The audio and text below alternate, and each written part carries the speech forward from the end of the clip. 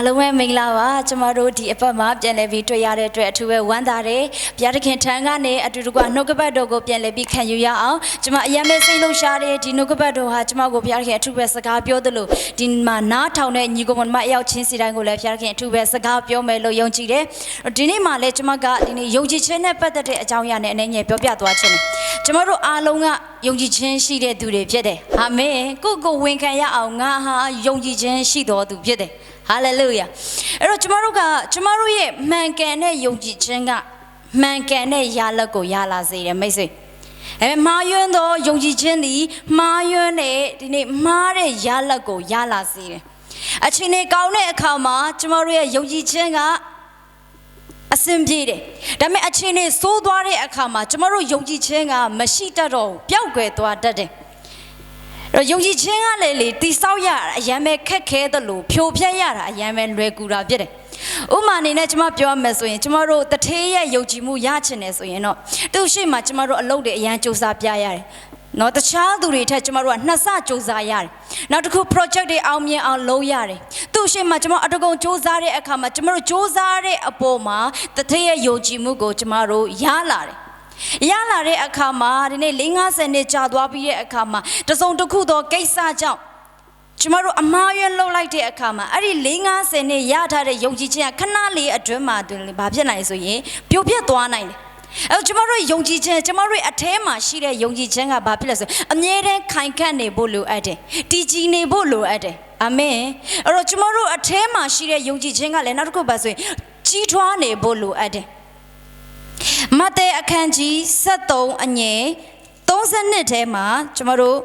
Jansaga Blopyota Lesoye, Monye Sedi, a Seta Garote, Nyedole, Chipado Akam, Nyepin Takarote, Chitapye, Mogang Nyedo di La Yue, a guy a cato night, Nane, Miko Laudo, a pen Pita di who, Maidomu Ilopiore.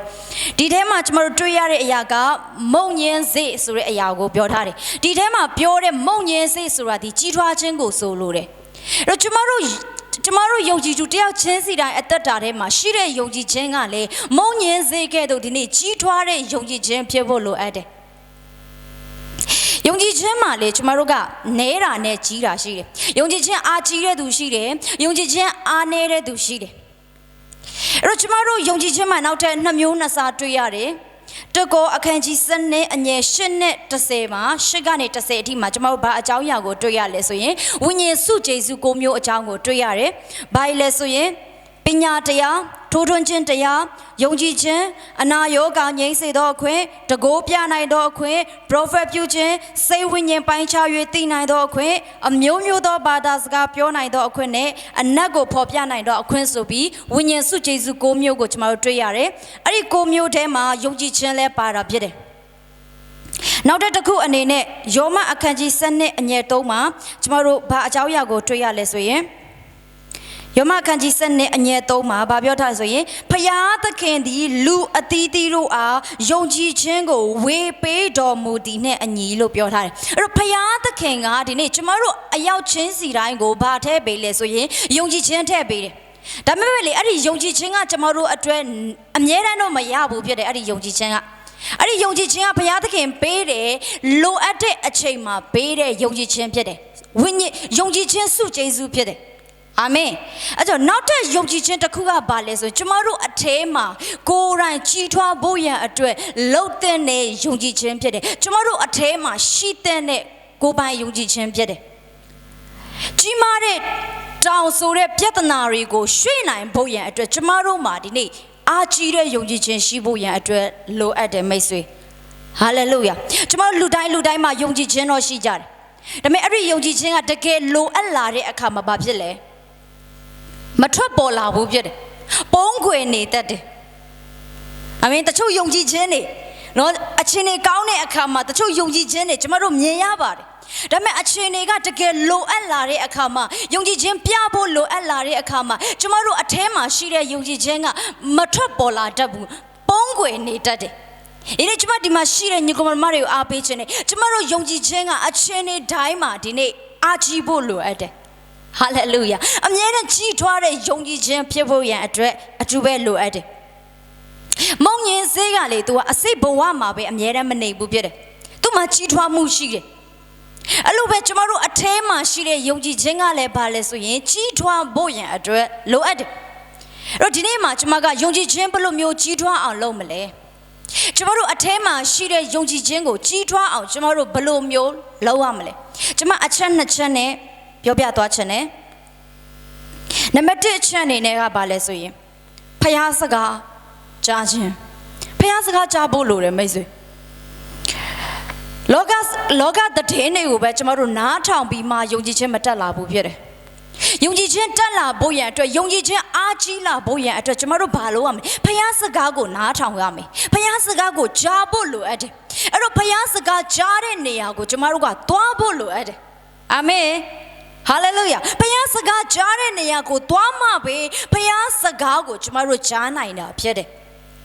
ဒါမဲ့ဒီကာလတော့ကျမတို့ဖျားစကားကြားမဲ့နေရာတွေကိုကျမတို့မသွားနိုင်ဘူးဖြစ်တယ်ဟုတ်လားအသင်းတော်တွေနော်ဒီယောဂအခြေအနေကြောင့်ပိတ်ထားနေရတယ်လူစုလူဝေးလုံးမရဘူးဒါပေမဲ့ကျမတို့ဖျားစကားကြားနိုင်တဲ့ website ကိုဝင်ပါဟာလေလုယာဒီကာလမှာဘုရားခင်ကြီးကျယ်အသုံးပြုနေတဲ့ဘုရားခင်ဗိသိက်အသုံးပြုနေတဲ့ဆရာစမရဲ့နှုတ်ကပတ်တော်ကိုနားထောင်ပါဘုရားစကားကိုများများနားထောင်ပါဟာလေလုယာကျမတို့အထဲမှာစီးဝင်သွားဖို့လိုအပ်တဲ့ဘုရားစကားကဘုရားစကားကိုကျမတို့ဆွဲမြဲအောင်မှတ်ထားဖို့လိုအပ်တယ်လူတစ်ယောက်ကိုလေကိစ္စတစ်ခုမှတ်မိစေချင်တယ်ဒါမှမဟုတ်စကားတစ်လုံးမှတ်မိစေချင်တယ်ဆိုရင် तू ကအကျဉ်းကြီးတစ်ချိန်ထက်မကအချိန်ပေါင်းမြောက်များစွာပြောပေးရတယ်အဲ့လိုပြောပြီးမှပဲသူ့အထဲမှာကျမတို့မှတ်စေချင်တဲ့ကျမတို့နော်မှတ်မိစေချင်တဲ့ကိစ္စတော်၎င်းစကားလုံးတော်၎င်းအချိန်ပေါင်းမြောက်များစွာပြောပြီးမှသာလေသူ့အထဲမှာမှတ်မိလာတာဖြစ်တယ်အဲ့လိုပဲဘုရားစကားကိုကျမတို့ကတစ်ချိန်နားထောင်ယူနေမလုံလောက်ဘူးဖြစ်တယ်တစ်ချိန်နားထောင်ယူနေကျမတို့ယုံကြည်ခြင်းကမတက်လာဘူးဖြစ်တယ်အချိန်နားထောင်ရတယ်ဟာလေလုယာအချိန်ပြန်ပြီးမှဆင်ခြင်ရတယ်အချိန်ပြန်ပြီး study လုပ်ရတယ်အဲ့ဒီခါမှာကျမတို့အထဲမှာရှိတဲ့ဒီနေ့ယုံကြည်ခြင်းကဘုရားစကားကိုကြားတဲ့အခါမှာပို့ပြီးမှအားကြီးလာတာဖြစ်တယ်အာမင်ဒါမှမဟုတ်ဘူးဆိုရင်တော့ဒီနေ့လောကရဲ့သတင်းကိုပဲကျမတို့နားထောင်နေလောကအရာတွေကိုပဲကျမတို့နေ့တိုင်းမှာဖြစ်နေတဲ့အခါမှာကျမတို့အထဲမှာရှိတဲ့ယုံကြည်ခြင်းကလေမတက်လာဘူးဖြစ်တယ်မလှုပ်ရှားလာဘူးဖြစ်တယ်တေလျက်ရှိတဲ့ယုံကြည်ခြင်းနဲ့တူတယ်ဟာလေလုယာကျမတို့အထဲမှာရှိတဲ့ယုံကြည်ခြင်းကဘာဖြစ်ဆိုအမြဲတမ်းအသက်ရှင်နေဖို့လိုအပ်တယ်အမြဲတမ်းလှုပ်ရှားနေဖို့လိုအပ်တာဖြစ်တယ်အာမင်အကြောင်းဘုရားစကားလည်းကျမတို့ကိုအများကြီးတွင်တင်ထားတဲ့အရာရှိတယ်အမြဲတမ်းယုံကြည်ခြင်းနဲ့အသက်ရှင်ဖို့ရအတွက်ဘုရားစကားကျမတို့ကိုအမြဲတမ်းတွင်တင်ထားတယ်မာကုအခန်းကြီး7အငယ်23မှာဘာပြောလဲဆိုရင်ငါအမှန်ဆိုသည်ကအကျဉ်သူသည်ယုံမှားသောစိတ်နှင့်ကင်း၍မိမိဆိုသည့်အတိုင်းဖြစ်မည်ဟုယုံကြည်လျက်ထိုတောင်ကိုနေရာမှရွေ့လော့ပင်လယ်၌ကျလော့ဟုဆိုလျင်ထိုသူဆိုသည့်အတိုင်းဖြစ်လိမ့်မည်နံပါတ်1အချက်အနေနဲ့ကျွန်မဘာကိုပြောပြချင်ဆိုရင်ယုံကြည်တာကိုပြောထုတ်ပါကိုဘာကိုယုံကြည်လဲယုံကြည်တဲ့အရာကိုရဲပြောထုတ်ဖို့ရန်အတွက်လိုအပ်တယ်ဒီမှာပြောထားတဲ့အရာကပါဆိုရင်မိမိဆိုသည့်အတိုင်းဖြစ်မည်ဟုယုံကြည်လျက်တဲ့အဲ့တော့ကိုကပြောတဲ့အရာကဖြစ်မယ်ဆိုတဲ့အရာကိုယုံကြည်ပြီးမှပြောထုတ်ဖို့လိုအပ်တယ်ယုံကြည်ခြင်းကလေဒီတိုင်းမဲ့တော့မရဘူးဖြစ်တယ်လက်တွေ့အလုံးလုံးပေးဖို့လိုအပ်တယ်ဟာလေလုယာ तू ကစံထုတ်ရတယ်ပြောထုတ်ရတယ်ဟုတ်လားလက်တွေ့လုပ်ကြည့်ရတယ်အဲ့ဒီခါမှာယုံကြည်ခြင်းကစပြီးအလုံးလုံးလာတာဖြစ်တယ်ကျမတို့ယုံကြည်ခြင်းကဘာကြောင့်မလို့မမြင်ရတာလေဘာကြောင့်မလို့ကျမတို့အထဲမှာရှိတဲ့ယုံကြည်ခြင်းကမထင်ရှားတာလေဘာကြောင့်မလို့အလုံးမလုံးတာလေဆိုရင်ကျမတို့လက်တွေ့မလုံးသိလို့ဖြစ်တယ်ဟာမေအဲ့တော့မိတ်ဆွေတွေအားပေးခြင်းနဲ့ကျမတို့အထဲမှာရှိတဲ့ယုံကြည်ခြင်းအသက်ဝင်လာစေခြင်းနဲ့ဟာလားယုံကြည်ခြင်းအားကြီးလာစေခြင်းနဲ့ဆိုရင်ဒီနေ့လက်တွေ့လှုပ်ရှားပါလက်တွေ့ခြေလမ်းပါလို့အားပေးခြင်းနဲ့ကျမတို့ရဲ့ယုံကြည်ခြင်းကိုမသိမ်းထားပါနဲ့ကိုယုံကြည်တာကိုလူတွေကသိမ်းထားတတ်တယ်အာမင်အဲ့ဒါကတခါတလေမကောင်းဘူးဖြစ်တယ်တကယ်လိုအပ်လာတဲ့အခါမှာအဲ့ဒီသိမ်းထားတဲ့အခြင်းကမပြောက်တော့ယုံကြည်ခြင်းကမထွက်လာဘူးအချင်းတွေကောင်းတဲ့အခါမှာတော့ယုံကြည်ခြင်းတွေကမြင်ရတယ်ဒါပေမဲ့အချင်းတွေဆိုးလာတဲ့အခါမှာကျမတို့ယုံကြည်ခြင်းကဘယ်နာရောက်သွားမှမသိဘူးတချို့သောသူတွေအဲ့လိုဖြစ်မယ်လို့ထင်နေစတာပါနော်အဲ့တော့ကျမတို့ဒီနေရာမှာတွေ့ရတဲ့အရာက လူတွေကကိုယုံကြည်ရကိုယုံကြည်တဲ့အရာကိုပဲလုပ်ကြတာဖြစ်တယ်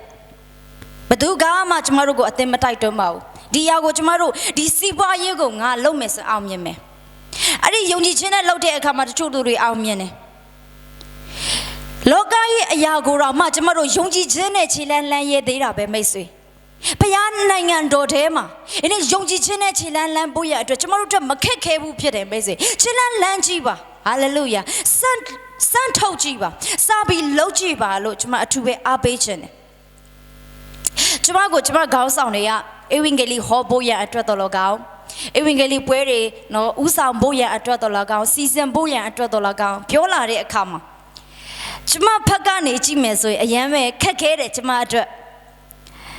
ခက်ခဲတဲ့အရာတစ်ခုဖြစ်တယ်ပြီးတော့ကျမကနော်အသက်ကလည်းညေးတယ်အဲ့လိုမျိုးအရာတွေကိုကျမလုံနိုင်ပါမလားဆိုပြီးကျမအထဲမှာ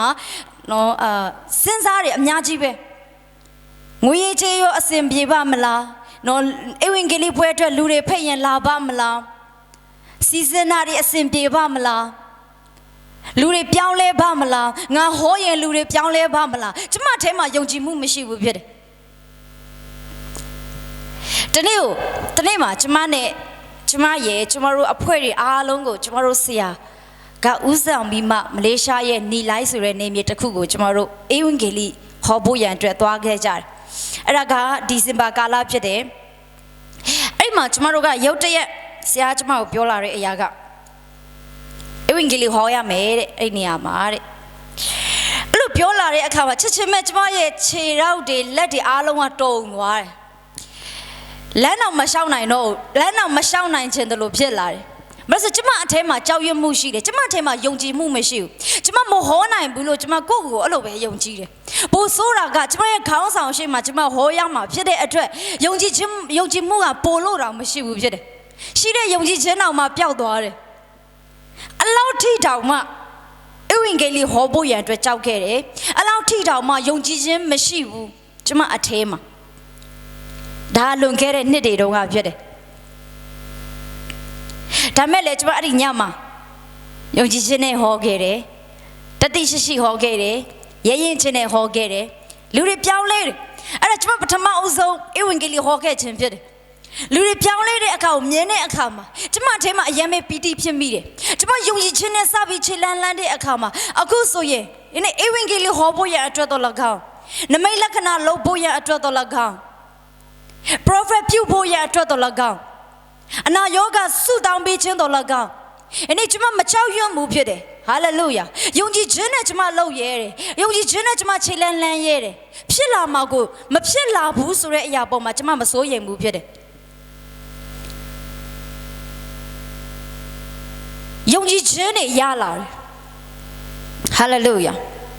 တခြားသောကဏ္ဍတွေမှာပါစပြီးခြေလန်းဖို့ရန်အတွက်ကျမအထက်မှာယုံကြည်ခြင်းတွေပို့ပြီးတိုးလာတာဖြစ်တယ်။အဲကြောင့်မိတ်ဆွေတွေကိုအားပေးခြင်းတယ်ကျမတို့ရဲ့အထက်မှာရှိတဲ့ယုံကြည်ခြင်းဟာလေလုယာအဲ့ဒီယုံကြည်ခြင်းကခြေလန်းမလန်းတရွေ့တော့တခြားသောအရာတွေကိုကျမတို့လုပ်ရဲမှာမဟုတ်ဘူးဖြစ်တယ်။ခြေလန်းဖို့ရန်အတွက်လိုအပ်တယ်။ဒီကာလမှာကျမတို့ကယုံကြည်ခြင်းကိုအထူးပဲတည်ဆောက်ဖို့လိုအပ်တယ်။ကျမတို့ရဲ့ယုံကြည်ခြင်းကျမတို့ရဲ့ယုံကြည်မှုတွေအခုဆိုရင်ကျမကိုတရားဟောပါဧဝံဂေလိဟောပါဒီဟာလုပ်ပါဆိုရင်ကျမမလုပ်ရဲစရာအကြောင်းမရှိဘူးကျမမှာယုံကြည်မှုရှိတယ်ကျမယုံကြည်မှုကိုကျမမသိမ်းထားဘူးဖြစ်တယ်လုပ်ဖို့ရအတွက်ဆန္ဒရှိတယ်ပြီးခဲ့တဲ့2019ဒီဇင်ဘာတုန်းကပဲကျမအဖွဲ့တွေရဲ့ကျမဥစားအောင်ပြီးမှမလေးရှားမြို့မှာပဲမလေးရှားရဲ့နေမြေတစ်ခုကိုကျမတို့ခဲရောနေနဲ့ဧဝံဂေလိဟောဖို့ရန်အတွက်ကျမတို့သွားခဲ့ကြတယ်။အဲ့နာရောက်တဲ့အခါမှာဖြစ်ချင်တော့အိမ်တေအိမ်ရောက်တဲ့အခါမှာကျမတို့နော်လူတွေကအများကြီးပဲအဲ့ဒီမှာကျမတို့တချင်းဆိုဖို့ရန်အတွက်ပြင်ဆင်တယ်တချင်းဆိုတယ်နောက်ဆိုကျမတို့ဆုတောင်းပေးမယ်အချိန်နော်ကျမကဆုတောင်းပေးမယ်လို့အလုံးကိုပြောတဲ့အခါမှာအမဧဝံဂေလိဟောတယ်သူတို့လည်းလက်ခံကြတယ်ကျမကဆုတောင်းပေးမယ်အထူးနေမကောင်းတဲ့သူရှိလားမကြမ်းမာတဲ့သူရှိလားအထူးပဲဆုတောင်းခံခြင်းတဲ့အရာတွေရှိလားဆိုပြီးကျမကမေးတဲ့အခါမှာအဲ့မှာလင်မယား2ယောက်ရှိတယ်အဲ့ဒီလင်မယား2ယောက်ကကျမစီမှာဆုတောင်းခံတယ်သူ သူတို့ကတော့ကျမတို့တိုးတိုးလေးပဲပြောတာပေါ့နော်အားလုံးကြားအောင်တော့မပြောအဲ့မှာသူတို့ကဆုတောင်းခံတဲ့အရာကဘာလဲဆိုရင်သူတို့လင်မယားကတဲ့အိမ်ထောင်တက်တန်းကြပြီဒါပေမဲ့ကလေးမရနိုင်ဘူးတဲ့ဆရာမအဲ့ဒါဆုတောင်းပေးပါတဲ့သူတို့ကလေးလိုချင်တယ်တဲ့အဲ့လိုကျမတို့ဆုတောင်းခံတဲ့အခါမှာရုတ်တရက်ကျမအထဲမှာဒီဆုတောင်းချက်ကအရန်ကြီးတယ်လို့ခံစားရတယ်ဒီဆုတောင်းချက်ကိုငါတောင်းပေးတဲ့အခါမှာဖြစ်လာပါမလားသူတို့ရဲ့အထဲမှာဘုရားသခင်ကကလေးကိုပေးပါမလားကျမအထဲမှာစဉ်းစားတယ်စပြီးစဉ်းစားလာရနော်ဆုတောင်းချက်ကိုကြားတဲ့အခါမှာဒီဆုတောင်းချက်ကိုငါတောင်းတဲ့အခါမှာငါအနေနဲ့တောင်းတဲ့အခါမှာငါအတွက်ကအရန်ကြီးတယ်ငါအတွက်ကအနှဲငယ်သောနာစီကောင်းကြိုက်တရားတွေငါပြောင်းနိုင်တယ်အဲ့လိုပဲကျမအထဲမှာထင်နေတာဖြစ်တယ်ဒါပေမဲ့အဲ့ဒီဆုတောင်းချက်ကိုကြားတဲ့အခါမှာကျမအဆက်ဆက်ချင်းတော့ဆုမတောင်းပေးရဘူးဖြစ်တယ်ဒီလိုမျိုးဆုတောင်းချက်ကိုတောင်းပေးဖို့ရန်အတွက်ကျမနည်းနည်းတော့မဝတ်မရဲဖြစ်တယ်ဒါပေမဲ့ကျမအဲ့ဒီညမှာလင်မယားနှစ်ယောက်စလုံးအပေါ်မှာကျမကောင်းချီးပေးတယ်ကျမတို့ကို prophet ပြုတယ်ဘာပြုလဲဆိုရင်နောက်နေ့ဒီအချိန်မှာပဲဘုရားသခင်တင်တို့ကိုကလေးရစေမယ်လို့ကျမ prophet ပြုခဲ့တယ်အာမင်အဲ့ prophet ပြုပြီးတို့ကိုကောင်းချီးပေးခဲ့တယ်ဆုတောင်းပေးခဲ့တယ်ခရစ်စမတ်လက်ဆောင်တွေလည်းတို့ကိုပေးပြီးမှကျမတို့ပြန်လာကြတယ်ဖြစ်ချင်တော့2018ဒီဇင်ဘာမှာပဲကျမတို့အဖွဲ့တွေကအဲ့ဒီအိမ်ကိုပဲပြန်ရောက်ခဲ့ကြတယ်သွားရင်းနဲ့အဲ့ဒီနေမြေကိုရောက်ရင်းနဲ့အဲ့ဒီအိမ်ကိုပြန်လှည့်ခဲ့ကြတယ်ပြန်လှည့်ရင်းနဲ့ကျမတို့ကမှတ်မိတယ်ပေါ့နော်အဲ့ဒီအိမ်ကိုအဲ့တော့ပြန်ဝင်လာရင်လည်းတို့ကိုနှုတ်ဆက်တာပေါ့ဖြစ်ချင်တော့လေတို့အိမ်မှာအရန်ပဲဘုရားသခင်အလုပ်လုပ်တဲ့အရာတစ်ခုကဘာလဲဆိုရင်ဘုရားသခင်ကတို့ကိုသားသမီးယရနာပေးတာဖြစ်တယ်ဝေါဟာလေလုယာအဲ့တော့ကျမတို့ကမဖြစ်နိုင်ဘူးလို့ထင်တဲ့အရာစုမတောင်းရဲတဲ့အရာဒီဆုတောင်းချက်ကိုငါတောင်းပေးတဲ့အခါမှာဘုရားသခင်ဒီအရာကိုဖြစ်စေနိုင်ပါမလားငါအတွက်တော့ဒီဆုတောင်းချက်ကအရန်ကြီးတယ်ဖြစ်နိုင်ပါမလားကျမတို့ရဲ့အထဲမှာကျမကဲ့သို့လူတချို့သောသူတွေထင်ကြမှာပဲအားပေးခြင်းနဲ့မိတ်ဆွေရဲရင်ခြင်းနဲ့ယုံကြည်ခြင်းနဲ့ပြောထုတ်လိုက်ပါကျမတို့ရဲ့အထဲမှာရှိတဲ့ယုံကြည်ခြင်းကိုမသိမ်းထားပါနဲ့လိုအပ်လာတဲ့အချိန်တိုင်းမှာအဲ့ဒီယုံကြည်ခြင်းကအမြဲတမ်းအားကြီးနေဖို့လိုအပ်တယ်ဟာလေလုယာအလုံးလုံးခိုင်းမှာယုံကြည်ခြင်းကိုယုံကြည်ခြင်းနဲ့စပြီးခြေလန်းလန်းကြီးပါဒီနေ့အံ့ဩစရာကောင်းတဲ့နမိတ်လက္ခဏာတွေဘုရားသခင်ပြင်ဆင်ပေးမှာပြတယ်ကျမအဲ့ဒီအိမ်ကိုရောက်သွားတဲ့အခါမှာဒီနေ့သူ့အမျိုးသမီးကကျမကိုဝမ်းသာအားရနဲ့ကြိုဆိုတယ်သူတို့ကလေးရတဲ့အကြောင်းဝမ်းသာအားရပြောပြတယ်ဟာလေလုယာဒီနေ့ဘုရားသခင်မလုံနိုင်တဲ့အရာမရှိဘူးဘုရားသခင်မပြင်ဆင်ပေးနိုင်တဲ့အရာမရှိဘူးဘုရားသခင်ဒီနေ့တဘာဝဘုရားမဟုတ်တဘာဝလွန်သောဘုရားဖြစ်တယ်ဟာလေလုယာအကြောင်းကျမတို့ဒီနေ့ကျမတို့တယောက်ချင်းစီတဲ့အသက်တာထဲမှာဒီနေ့တဘာဝလွန်တဲ့ယုံကြည်ခြင်းရှိဖို့လိုအပ်တယ်အာမင်တဘာဝယုံကြည်ခြင်းကလေတဘာဝတွေပဲဖြစ်လာစေတယ်တဘာဝလွန်သောယုံကြည်ခြင်းဒီတဘာဝလွန်သောအရာတွေကိုဖြစ်လာစေတယ်ဟာလေလုယာအဲကြောင့်ကျွန်တော်တို့အထဲမှာဒီနေ့တဘာဝလွန်တဲ့ယုံကြည်ခြင်းနဲ့ခြေလန်းလန်းပါ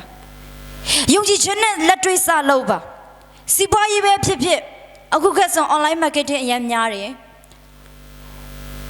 ယုံကြည်ခြင်းရှိတယ်ယုံကြည်ခြင်းအပြည့်ရှိတယ်ဒါငါလုံးရင်အောင်မြင်မယ်ဆိုတဲ့ယုံကြည်ခြင်းရှိတယ်ဆိုရင်ဘသူဘာပြောဒီနေ့ဂယုမဆိုင်ဘဲနဲ့ယုံကြည်ခြင်းနဲ့ခြေလန်းလန်းပါလို့အားပေးခြင်းတယ်ဟာလေလုယာမိတ်ဆွေညီကိုမမတို့အားပေးခြင်းတယ်လူတွေပြောတဲ့အရာကိုပဲနားထောင်တာမဟုတ်ဘဲနဲ့ကိုယ့်အထက်မှာတကယ်ပဲယုံကြည်မှုရှိတယ်ကိုလုံးရင်အောင်မြင်မယ်ဆိုတဲ့ကိုယ့်အထက်မှာယုံကြည်မှုရှိတယ်ဆိုရင်ခြေလန်းစလန်းပါလို့အားပေးခြင်းတယ်ကျမတို့ယုံကြည်မှုကိုဘယ်တော့မှမသိမ်းထားပါနဲ့လက်တွေ့လှုပ်ဆောင်ပါဟာလေလုယာဘုရားသခင်ရဲ့သားသမီးတွေကအမြဲတမ်းယုံကြည်ခြင်းအားကြီးတဲ့သူတွေဖြစ်ရအောင်အချိန်လေးကောင်းတဲ့အခါမှာယုံကြည်ခြင်းကတော့ကောင်းတယ်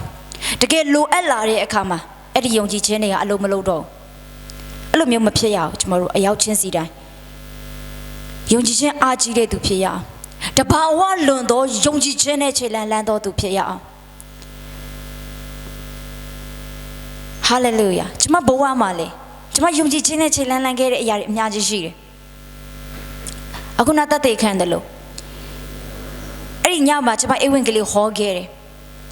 ယုံကြည်ခြင်းနဲ့ဟောခဲ့တာပြတယ်ဒါပေမဲ့အဲ့ဒီညရဲ့ယုံကြည်ခြင်းနဲ့ဟောခဲ့တဲ့အချိန်ကအခုချိန်မှာကျမကိုယုံကြည်ခြင်းနဲ့အများကြီးတိုးမြင့်ပေးတယ်